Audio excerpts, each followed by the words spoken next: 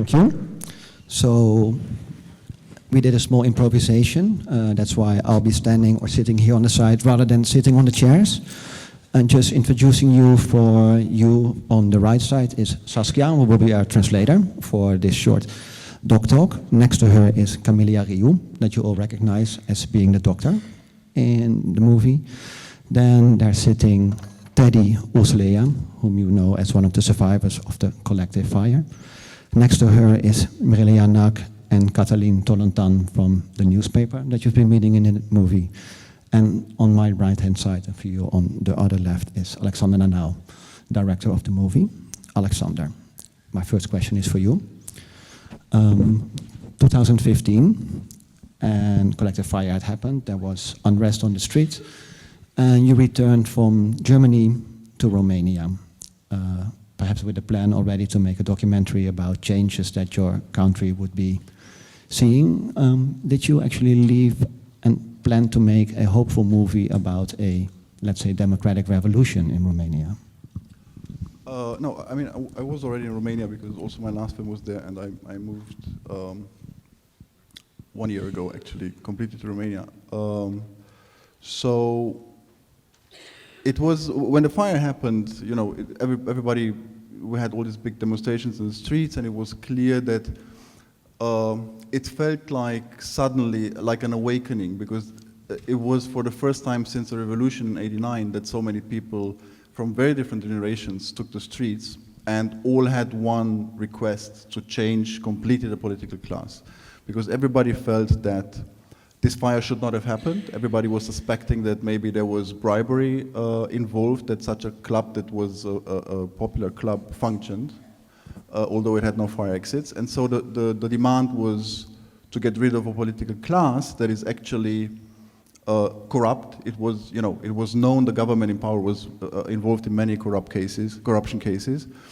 And at first, it felt overwhelming, so I started to film a bit in the streets, but I didn't think really about, you know, I didn't know how to make anything, you know, about this moving times. And then, actually, 2 months later, I sat with Hanka Kastelitsova from HBO Europe, and she said, like, let's try to make something. We have to capture this moment of change, because although everything was so deeply saddening that people were still dying in hospitals, like we felt like something will happen now. It will, you know, society will finally change.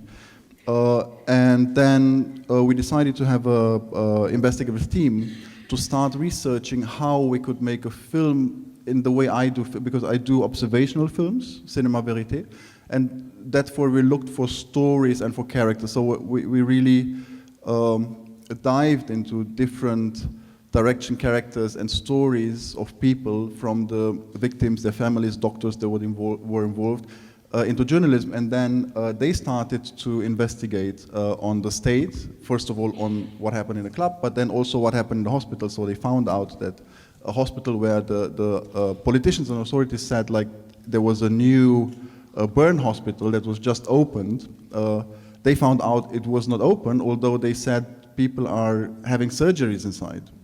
And so then we went to them to see if we could follow their work and their investigations. Which was refused in the beginning, as I understood, and later on agreed, which brings me to the second question, which is to all of you, and maybe Saskia, if you can translate too.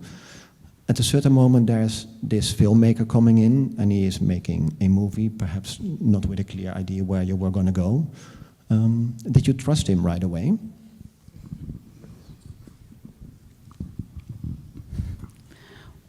Of course, no. This was the first answer, and this is the current answer. No. To be honest, maybe the first 2 months, we are very, very stressed. Even if his team is not like a championship, European championship team. They don't move in our newsroom with 10 people, 20 people. No, only 1 or 2 people came day by day, and they gain our trust day by day. This is the simple and the plain answer. Does the same count for you too, Teddy? Yes, my English not that good, sorry. I'm speaking Romanian. L-am cunoscut pe Alexandru la aproape o jumătate de ani, după evenimentul Colectiv, la comemorarea evenimentului, atunci când am putut ajunge pentru prima oară după externarea din spital. Mi l-a prezentat Mihai Grecea, este unul dintre supraviețuitori, iar prin prisma experiențelor personale... Sorry. Prin prisma experiențelor personale am avut, desigur, încredere în el și că va face un lucru minunat cu acest film. In de persoon heeft ze vertrouwen gehad. Saskia, Sorry, can you do it in English? Yes. She trusted him after a while, yes. Ați avut încredere. Da. Da. Și l-am întâlnit la jumătate de an după evenimentul Colectiv, prima oară când am putut ajunge la comemorarea Colectiv. Colaborare cu? Comemorarea Colectiv. Okay. The remembrance of Colectiv, what happened there, it all connected him. She was, she trusted him. Yes, I have to... May I just translate the first part, because she was talking very long, it feels a bit short. So what she said is that we met each other the first time about 6 months after the fire, when she came out of the hospital for the first time, and there was a commemoration of Colectiv, and there was Mihai Grecea, who is sitting here, who is an artistic collaborator on the project and also a survivor, and he filmed the fire. And he introduced us to each other, and yeah, in time she also gained trust.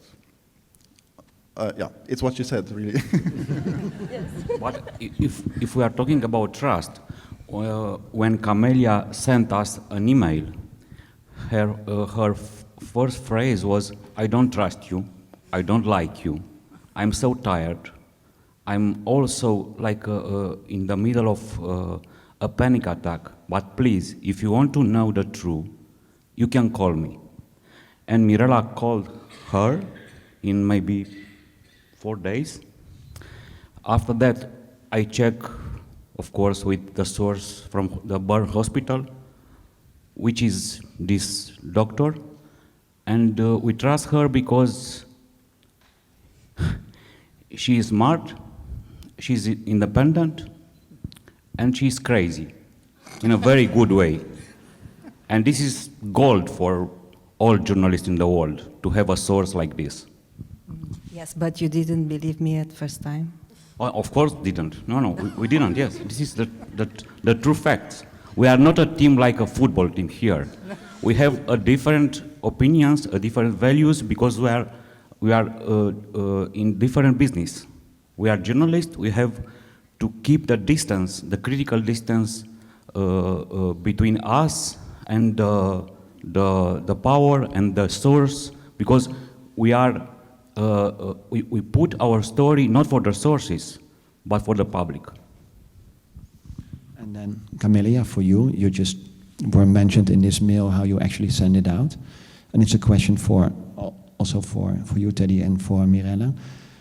You know that there is a level of corruption that you have to deal with, and I suppose that for part of your life you have to deal with this, because if not, you don't get anywhere.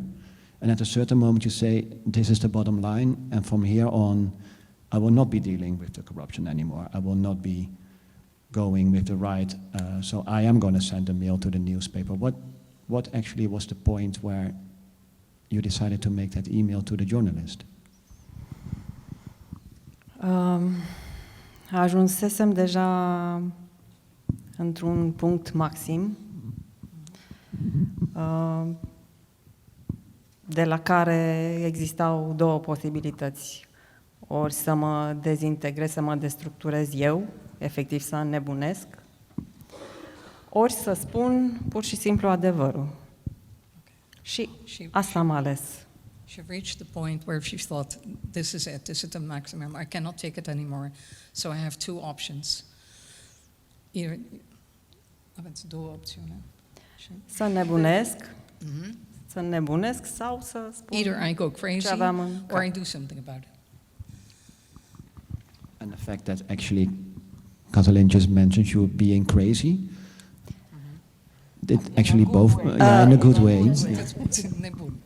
Pentru că curajul era nebunesc. Adică eu eram omul care, practic, destructura un sistem.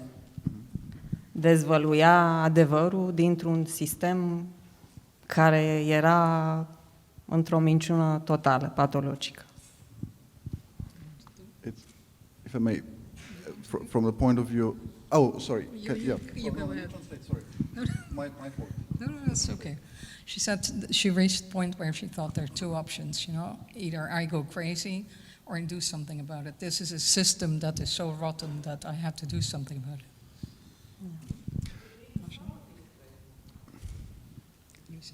Okay, so I just want to say from the point of view of a filmmaker who started to deal with it, we had films about whistleblowers, you know, going around, and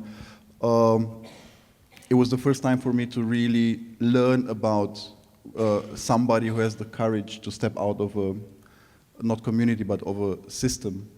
And what Catalin mentioned, you know, that was really, and is always the perception of whistleblowers being crazy, which always means we learn it in kindergarten, we learn it at school, you know, the outsiders are always crazy because they don't adapt, because they don't fit into the system, and they don't agree and adapt to the common lie. And so when I met Camelia, we also met at night in my office. She was, we found out also through our sources that a journalist friend knew her and worked with her on a reportage. And we met at night in my office, and that was also my first impression. Camelia is that one outsider that you always have in any group. Well, you just have to live with this, no? Yeah. Yeah. Teddy, for you, some personal question. In the movie, we've seen that you are actually being photographed and that you are in an exposition. It also means that you are stepping out of the group of the collective survivors. What caused you to actually be exposing yourself in such a way, and what did it do to you and to the people around you? În primul rând a fost un moment în care mi-am dorit ca lumea să conștientizeze ceea ce se întâmplase și efectele acestui incendiu. Iar în al doilea rând a fost un moment în care de acceptare personal al schimbării trupului meu în sine. In the first place, could you please? I'm sorry. Un moment de conștientizare a publicului larg despre efectele incendiului. Consecutive moments. In the mic, please, Saskia. Talk in the microphone. Yeah, okay. Could you please do it? In consecutive moments, in momentele consecutiv, a spus că... A fost... So in the moments after the fire, that was...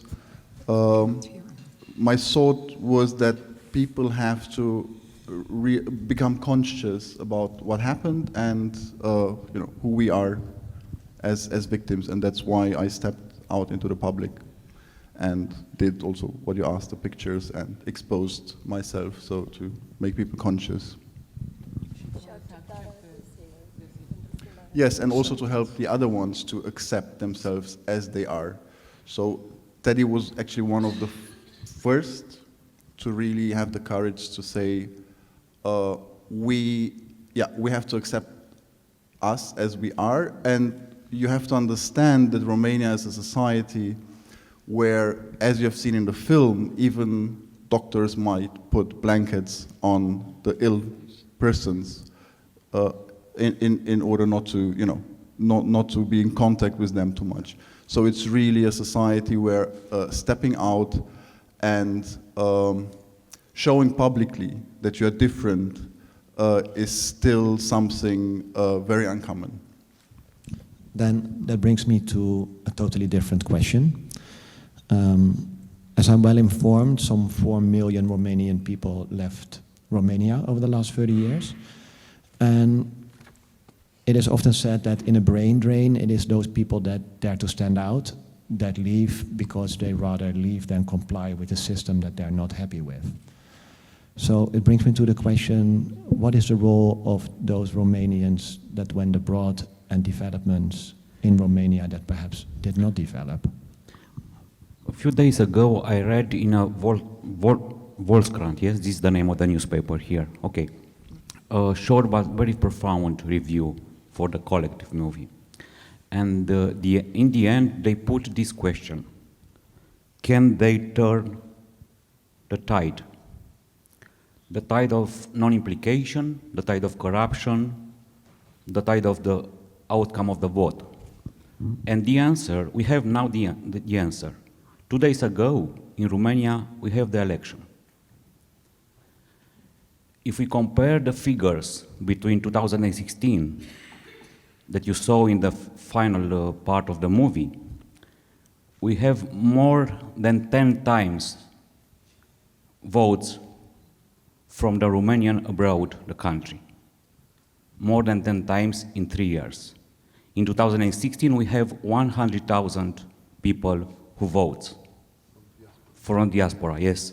Now we have almost 1 million people who vote. This is the tide. This is the way to turn the tide. Only in Netherlands, 15,000 people votes for this kind of election, 50,000 Romanian people, yes? And you can compare this number with a number 20 years ago. In all countries, Romanians vote by maybe 6, I don't know, maybe 500,000. I'm sorry, not 500,000, 50,000 people. Only 50,000 all over the world. And now we have only in Netherlands 15,000, which is a huge improvement. As I was told recently, 97% of the votes went to the current president, Johannes, who is the rival from of abroad. from abroad, yes. Yes, From the Social Democrats in Romania, which is the party that causes the problems. I mean, to your question, if a diaspora that is so numerous, like 4 million people, if they can change something, yeah, for sure they can do with such a vote, and that's because they want to return to the country, because they see the potential of such a country. But it's also that, you know, you have also in Romania this bubble of people that work in multinationals, that are highly educated, that travel a lot, and I don't know, for example, because we talked before about that, you know, what would happen if 4 million diaspora Romanians would come into the country, would they change the country? And so the problem is not that there are not enough people that really can change the country. I think the problem that we're facing today is how many of these people are ready to go into politics. Because there's, like in the whole world, we are seeing now that the really, let's say, smart people or people that can really compete in the world, in every sector, are going into private business. You know, that's where the brains are going to. Politics, for many years now, was not anymore a place where it's prestigious to go to. And that happens in many countries, and in Romania you can see it very drastically, you know, that in politics you really have, most of the people did politics from the very beginning, so there are just opportunists that never did the job in their life.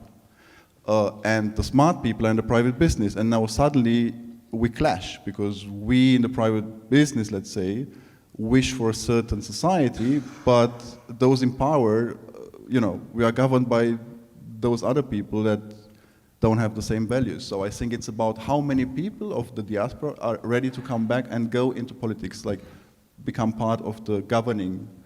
And then of course, Vlad, the minister, is one of the examples of those people that returned.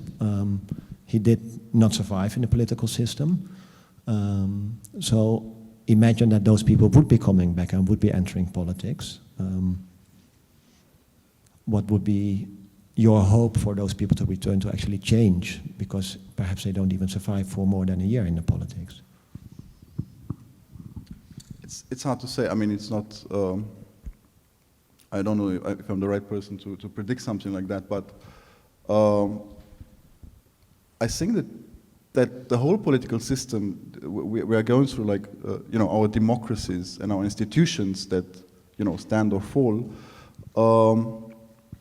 they have power, and people, whenever they come in touch with power, I think we have to watchdog power, and I think people should not stay for too long in power.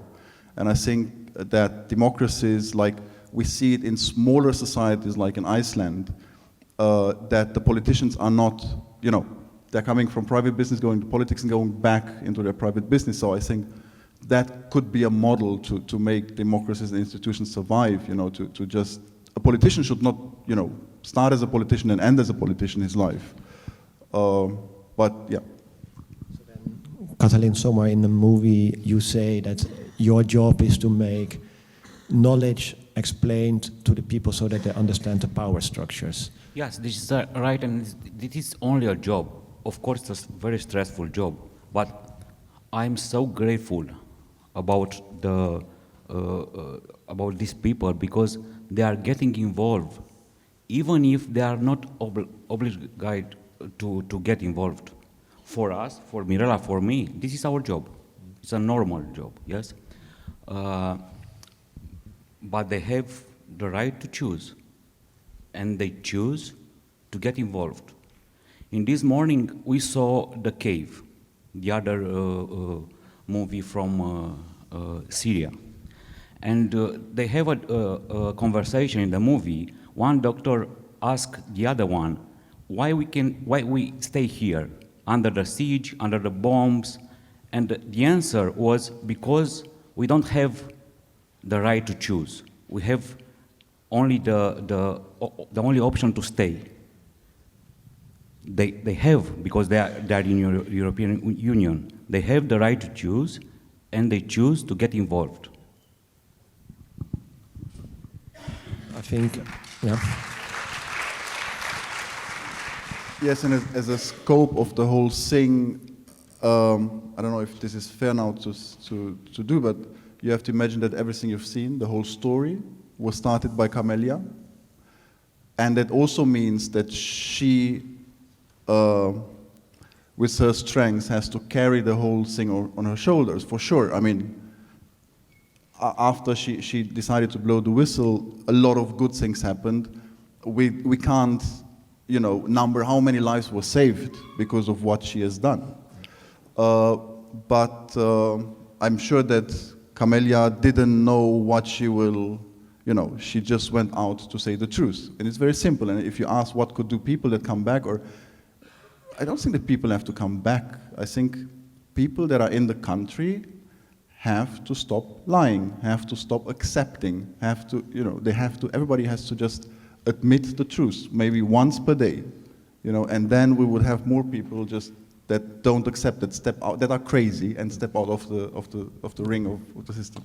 And then perhaps this documentary is going to play a role in this. It's going to go out in cinemas in Romania in February. So you did an international tour, perhaps to also have some critical mass in foreign countries to get ready for a search that might be falling on all of you involved in the movie. And I'm just going to ask all of you, because it's our last question, what do you hope that showing the movie in Romania will do? May I start with you, Camelia? What I hope in Romania? I'm not too optimistic.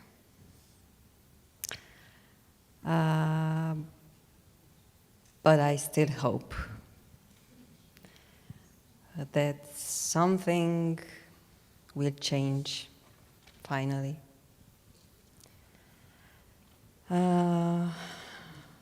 Because I speak in Romanian now.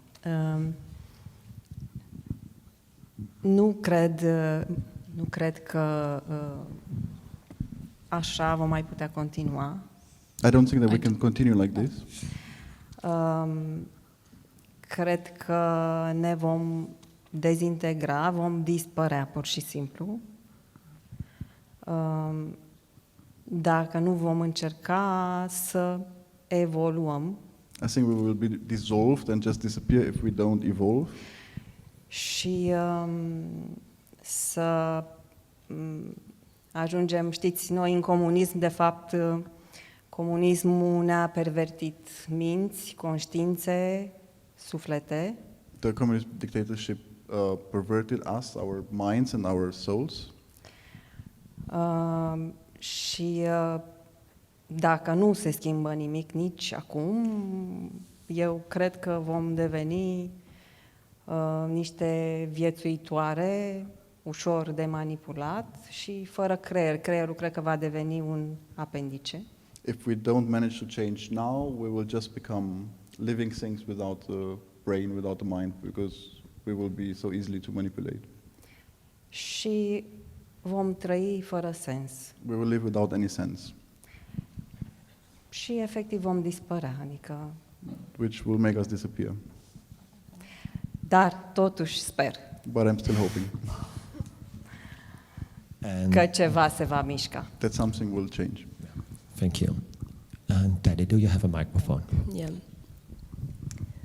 Îmi doresc să aducă un grad de conștientizare mult mai mare, să ne unească mult mai mult, să devenim toleranți unii cu ceilalți și să ne unim pentru scopuri mai bune. I hope I can contribute to make people more conscious about themselves and us, so that we can be more united and become better people together. Mirela? Eu sunt o fire mai pragmatică și voi spune ce cred că se va întâmpla. I'm a more pragmatic person, so I'll just gonna tell you what will happen. Va crea o agitație în societatea românească, media de propagandă va ataca din toate părțile acest film So the film will pe just- toți dintre noi de aici. The film will make some uproar, and which will make the propaganda media attack it from all sides.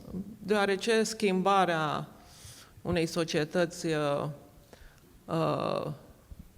care e defectă necesită timp. Because a society that is completely dysfunctional needs time to change.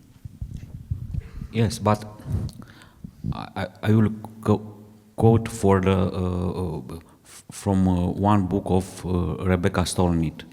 If nobody likes the news, you don't like the news, yes? Okay, if you don't like the news, go out and make your own news. This is what they did. Really, Camelia made a news, a huge news, because the investigation in the inception, in the starting point, it's only a small news.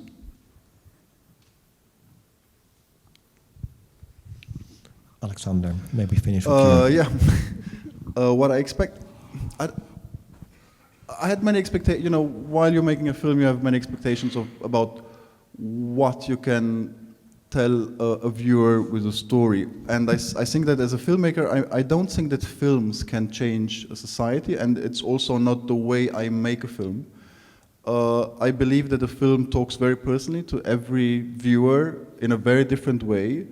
And if a story is told well, I think that it should make the single viewer reflect on his own life, and most of all on his own attitude.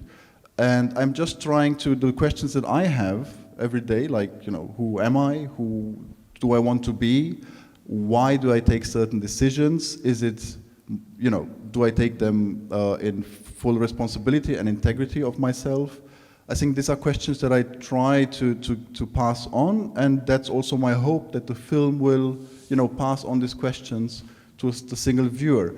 And if there will be another 50 whistleblowers afterwards or not, I can't say, but seeing now how the film works around the world, I have the feeling that, you know, that it really communicates with people, no matter, it doesn't have to be a society that is so backwards as Romania.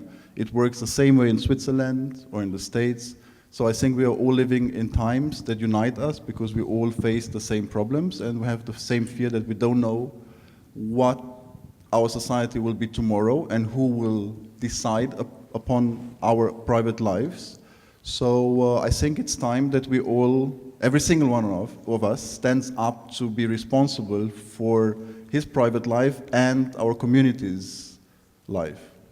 Amen. And with that, I would like to thank you all. Thank you all.